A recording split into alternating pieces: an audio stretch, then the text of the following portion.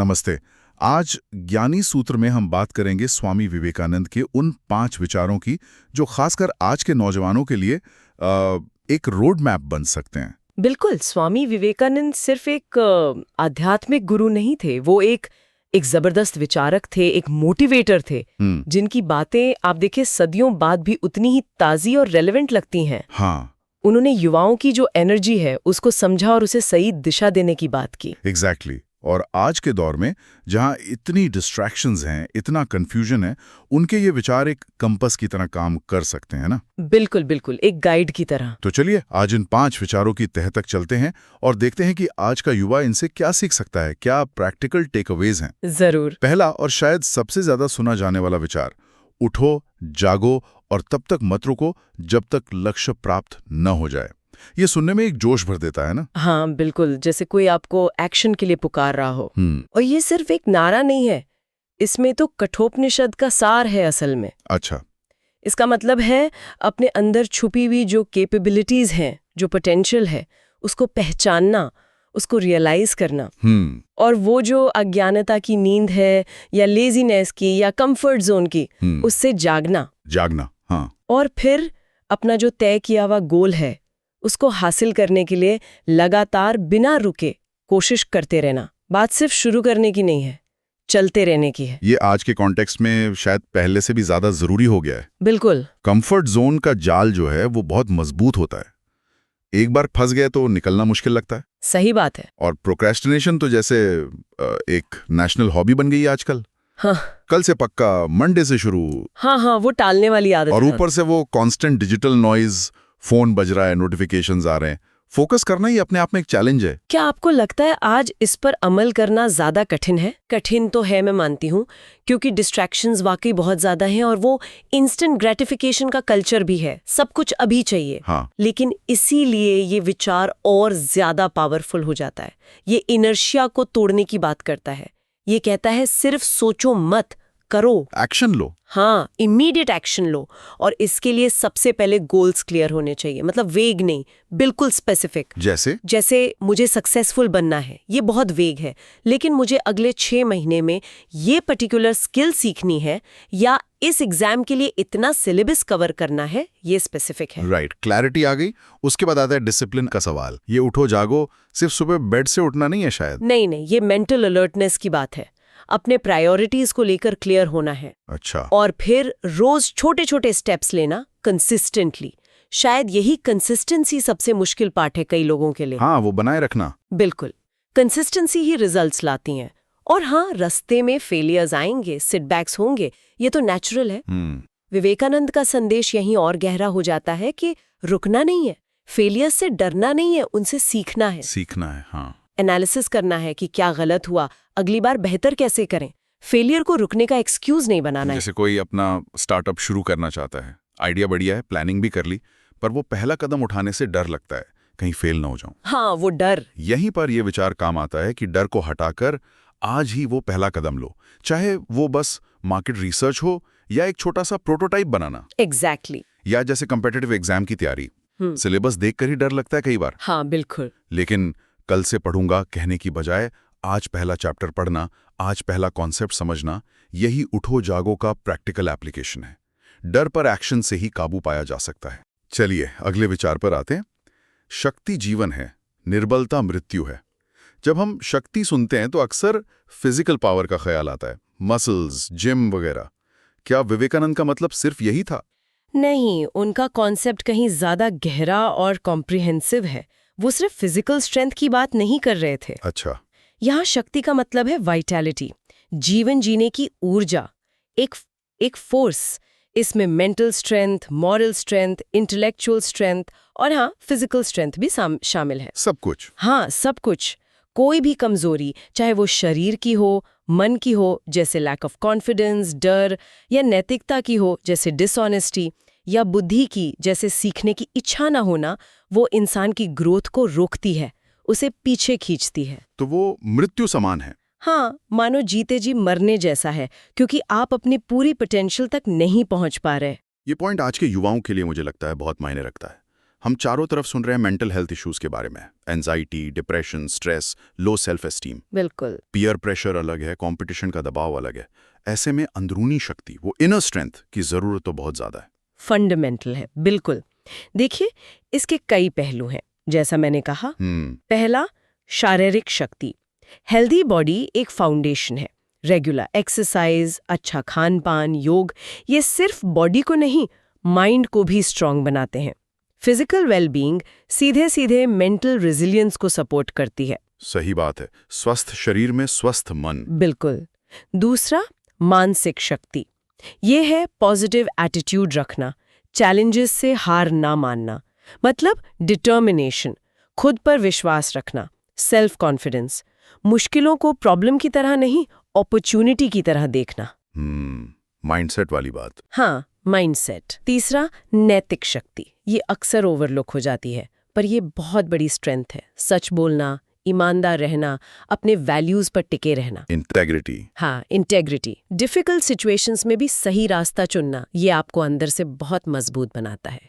ये अपने आप में एक शक्ति है। अच्छा, और चौथा? चौथा, बौद्धिक शक्ति। लगातार सीखते रहने की इच्छा, क्यूरियोसिटी, नई स्किल्स एक्वायर करना। नॉलेज इज पावर, ये सिर्फ कहावत नहीं है। आपका ज्ञान आपकी शक्ति है। तो इसे डेवलप कैसे करें? डेली लाइफ में कैसे प्रैक्टिस करें? रोज आधा घंटा कोई फिजिकल एक्टिविटी शायद? हाँ, वो एक अच्छा स्टार्ट है। और शायद उन लोगों या सिचुएशन से दूरी बनाना जो कॉन्स्टेंटली नेगेटिव एनर्जी देते हैं। बिल्कुल, ये बहुत जरूरी है। इसके साथ ऐसी किताबें पढ़ें, ऐसा कंटेंट कंज्यूम करें जो इंस्पायर करे, जो अपलिफ्ट करे।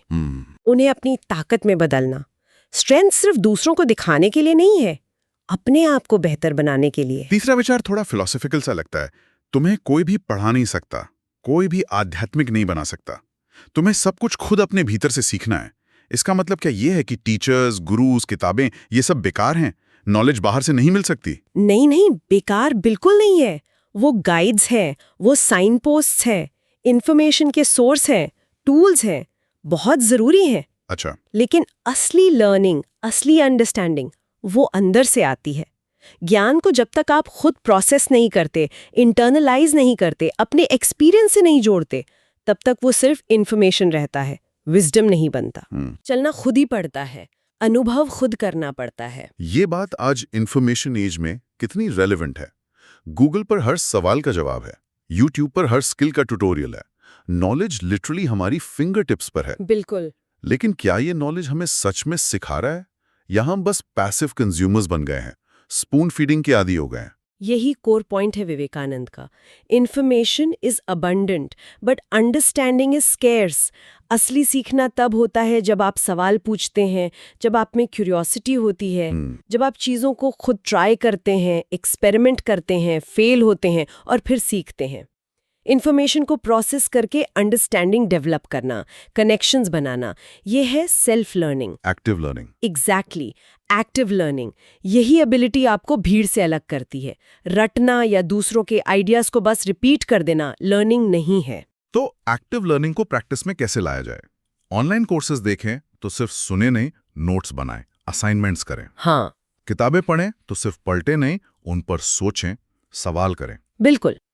हर महीने एक किताब पढ़ने का लक्ष्य रखें, पर समझने के लिए, डाइजेस्ट करने के लिए। ट्रायल एंड एरर से दोस्ती करें। गलतियां लर्निंग प्रोसेस का हिस्सा है, उनसे डरे नहीं।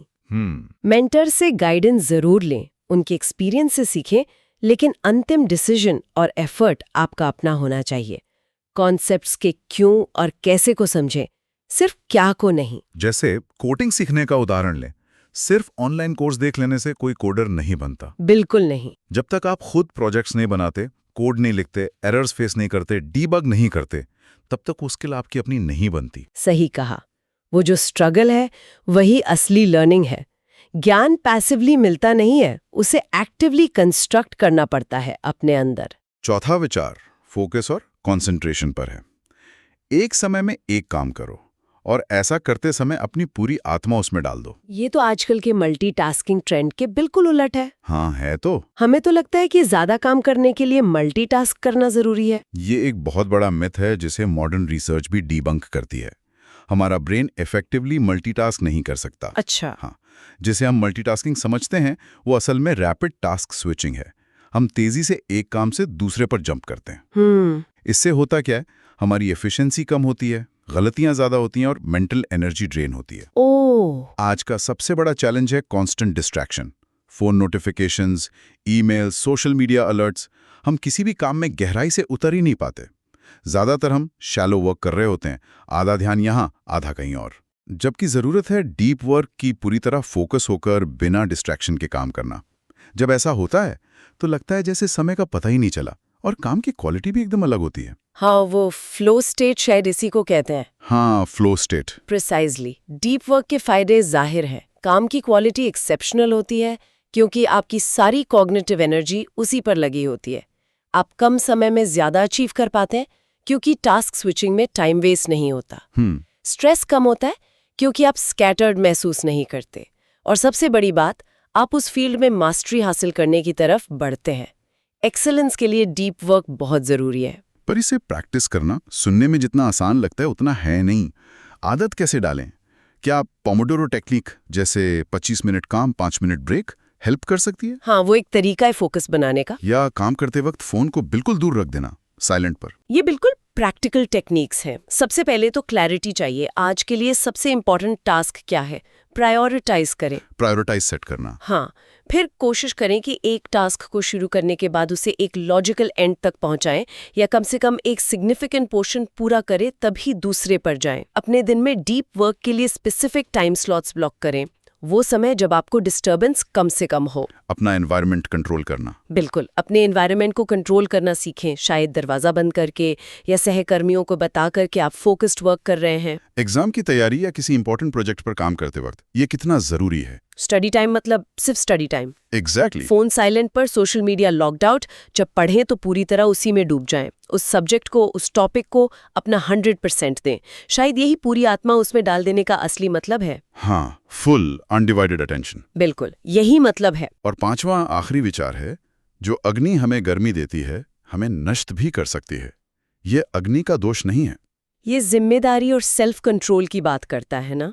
बिल्कुल सही पकड़ा। जैसे आग एक टूल है, उसे इस्तेमाल कैसे करते हैं ये हम पर है। बिल्कुल। दुनिया में हर शक्ति, हर टूल, हर चीज वो न्यूट्रल होती है। उसके पॉजिटिव और नेगेटिव पहलू होते हैं। आग का उदाहरण लें, वो खाना पकाती है, सर्दी से बचाती है, रोशनी देती है, ये उसका कंस्ट्रक्टिव यूज है। लेकिन अगर केयरलेस हो जाए, कंट्रोल खो दें, तो वही आग तबाही मचा सकती है, जला सकती है। सही। इसमें आग की गलती नहीं है, गलती इस्तेमाल करने वाले की समझ या लैक ऑफ कंट्रोल की है। पावर अपने आप में अच्छी या बुरी नहीं होती, उसका एप्लीकेशन उसे वैसा बनाता है। ये बात आज की टेक्नोलॉजी, इंटरनेट, सोशल मीडिया पर कितनी सटीक बैठती है। बिल्कुल फिट होती है। ये सब अनबिलीवेबली पावरफुल टूल्स है। नॉलेज का एक्सेस, ग्लोबल कनेक्शन, एंटरटेनमेंट, सब कुछ है। लेकिन साथ ही addiction, misinformation, mental health issues, cyber bullying, इसका पोटेंशियल भी उतना ही ज्यादा है। हाँ, वो डबल एज स्वॉर्ड है। तो चॉइस हमारे हाथ में कि हम इसे कैसे इस्तेमाल करते हैं। हाँ, और युवाओं को ये सवाल खुद से बार बार पूछने की जरूरत है। जैसे सोशल मीडिया, क्या मैं इसे मीनिंगफुल कनेक्शंस बनाने या कुछ सीखने के लिए यूज कर रही हूँ, या ये सिर्फ माइंडलेस स्क्रोलिंग, कंपैरिजन और एंजाइटी का सोर्स बन गया है? स्मार्टफोन, क्या ये मेरी प्रोडक्टिविटी और लर्निंग का टूल है, या एक एडिक्शन बन गया है जिसके बिना मैं रह नहीं सकती, जो मेरे रियल लाइफ इंटरैक्शंस को अफेक्ट कर रहा है? ये तो बहुत बड़ा सवाल है। इंटरनेट, क्या मैं इसे ज्ञान बढ़ाने, स्किल सीखने के लिए इस्तेमाल कर रही हूँ, या ये डिस्ट्रैक्शंस, फेक न्यूज और नेगेटिविटी का गढ़ बन गया है मेरे लिए? और एम्बिशन के बारे में भी। हाँ, एम्बिशन, क्या मेरी एम्बिशन मुझे आगे बढ़ने की प्रेरणा दे रही है, या ये इतनी हावी हो गई है कि मैं एथिकल बाउंड्रीज क्रॉस करने या दूसरों को नुकसान पहुंचाने को भी तैयार हूँ? तो सॉल्यूशन है बैलेंस्ड अप्रोच और सेल्फ अवेयरनेस में, है ना? बिल्कुल। टेक्नोलॉजी को यूज करें, अब्यूज नहीं। टूल्स को अपना गुलाम बनाएं, उनके गुलाम ना बने। एंटरटेनमेंट और रिलैक्सेशन जरूरी है, पर एडिक्शन खतरनाक है। कंपटीशन हो तो हेल्दी हो, एक दूसरे को गिराने वाला नहीं। सक्सेस जरूरी है, पर किन मूल्यों पर?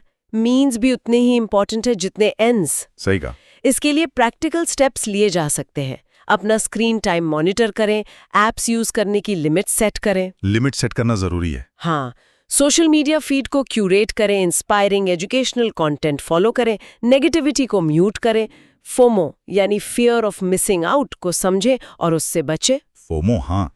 ये एक्सेप्ट करना कि आप सब कुछ नहीं कर सकते और ये ओके है। कभी कभी डिजिटल डिटॉक्स करें, हफ्ते में 1 दिन या दिन का कुछ समय टेक्नोलॉजी से पूरी तरह दूर रहें। माइंडफुलनेस प्रैक्टिस करें कि आप क्या कंज्यूम कर रहे हैं और क्यों।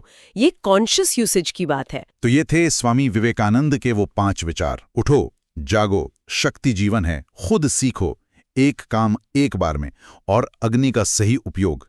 ये सिर्फ कोट्स नहीं है, ये प्रैक्टिकल लाइफ लेसन्स हैं। हाँ बिल्कुल, ये विचार युवाओं को डायरेक्शन देते हैं, उन्हें गोल्स के प्रति कमिट करते हैं, लेजीनेस से निकालते हैं, उन्हें फिजिकली और मेंटली स्ट्रांग बनाते हैं ताकि वो चैलेंजेस फेस कर सके, उन्हें सेल्फ रिलायंट लर्नर बनाते हैं, जो आज बहुत जरूरी है। बहुत जरूरी। उन्हें फोकस्ड और प्रोडक्टिव बनाते हैं शैलो वर्क के जमाने में, और उन्हें रिस्पॉन्सिबल बनाते हैं टेक्नोलॉजी जैसे पावरफुल टूल्स को हैंडल करने के लिए। विवेकानंद का विश्वास था कि युवा ही बदलाव ला सकते हैं, वही भविष्य है। बिल्कुल, लेकिन ये पोटेंशियल तभी रियलाइज होगा जब युवा खुद पर काम करेंगे, इन विचारों को समझेंगे और अपनी डेली लाइफ में उतारेंगे। बिल्कुल। इन 5 विचारों में पर्सनल और प्रोफेशनल लाइफ को ट्रांसफॉर्म करने की जबरदस्त शक्ति है। जरूरत है इन्हें सिर्फ जानना नहीं, बल्कि मानना और अपनाना। और जैसा उन्होंने कहा था, take up one idea, make that one idea your life, think of it, dream of it, live on that idea. एक विचार को अपना जीवन बना लो। हाँ, किसी एक अच्छे विचार को पकड़ो, उसे अपनी जिंदगी बना लो, उसके बारे में सोचो, उसका सपना देखो, उसी को जियो। धीरे धीरे वो आपके कैरेक्टर का, आपकी पर्सनैलिटी का हिस्सा बन जाएगा। ओके, हमें उम्मीद है आज का सूत्र आपको पसंद आया। हमारे चैनल को सब्सक्राइब जरूर करें। धन्यवाद।